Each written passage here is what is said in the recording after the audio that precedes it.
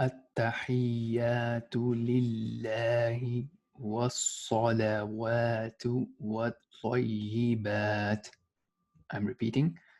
التحيات لله والصلوات والطيبات. Once again. التحيات لله والصلوات والطيبات. So I know it's a bit long, but now this is like, I think, episode 21 or 20. So hopefully you guys are picking up as well. So before we go into what it means and breaking it down, let's take a look at where we actually say it. So we are on the section of tashahhud. So it's called tashahhud in Arabic. You don't have to worry too much about it. You can call it testimony of faith, just so that we have something to refer to in terms of what we are working on. So if you go back to the PDF and remember the link to this document with all this transliteration that I'm showing you, and the PDF is all available in the video description. Okay, so if you look at this document that we had, so this is where we were. Okay, so we looked at how you perform your first rak'ah or first unit. Okay, so it was kind of showing you this. And we said that, look, you will complete this, and then it was saying that you will do steps 3 to 11 to perform your second unit. Okay, first one and then your second. Now when you come back and you perform the prostration in the second unit, you'll perform 2 prostrations, and then after that you will actually sit instead of standing up. So after the first unit, you stood up, right?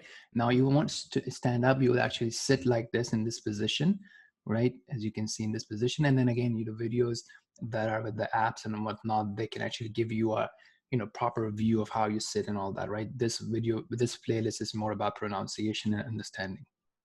So as you're sitting, you have your finger raised and pointing and all that. What you will do is you will be reading this. Okay, so this is what we are working on, which is section 13 in the book, in the PDF. So this is what we are working on at the moment, and I will record maybe 4 parts of this, and this will cover that. So once you are done with this, okay, we'll review that again, but just to give you an overview. Now, a couple of things can happen. If you're praying only 2 units, if you're praying a voluntary prayer with 2 units, or if you're praying Fajr, the morning prayer, which only has 2 units, after that, after reading, this tashahhud, which will be 4 episodes of its own, you'll basically go on to steps on page 28. We'll cover that later. If you are praying, Asr, Dhuhr, or Isha, which has 4 units, what you will do is you will stand up and perform your 3rd unit, 4th unit, and then you will go on page 28 to complete the prayer. So completing the prayer is a separate step. We'll talk about it later. If you are performing your Maghrib prayer, what you would do is you would do your second, and then you would basically do this tashahhud, and then you will do your 3rd unit, and then you will complete it. So I hope that's clear. Obviously, your teachers and mentors can explain you better as well in person and answer your questions. This video series is mostly about self-help with pronunciation. So let's take a look at what this means, and then we'll break it down in terms of transliteration. So here you're starting a conversation with Allah in this position, and you're starting with saying that, look, all perfect compliments, prayers, and pure words are due to Allah.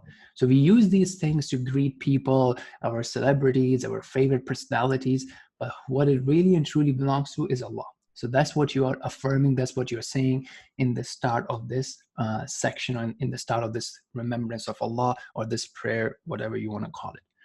Okay? So remember that you are talking to Allah, right? See, look at the pronouns that you're using. You're talking and addressing Allah, Allah, the glorious. Okay, so here let's break it down. Okay, so you have at-tahiyya.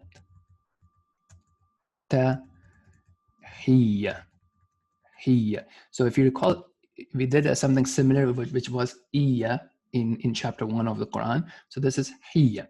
So at-tahiyya tu, at-tahiyyatu lil lahi. So now you can see I'm using capital H and differentiating it with lowercase h. So lahi. Otherwise it would be lahi. At-tahi. So if you can notice it, good. If not, let's not worry about it. At-tahiyyatu lillahi. And then I have a capital S here.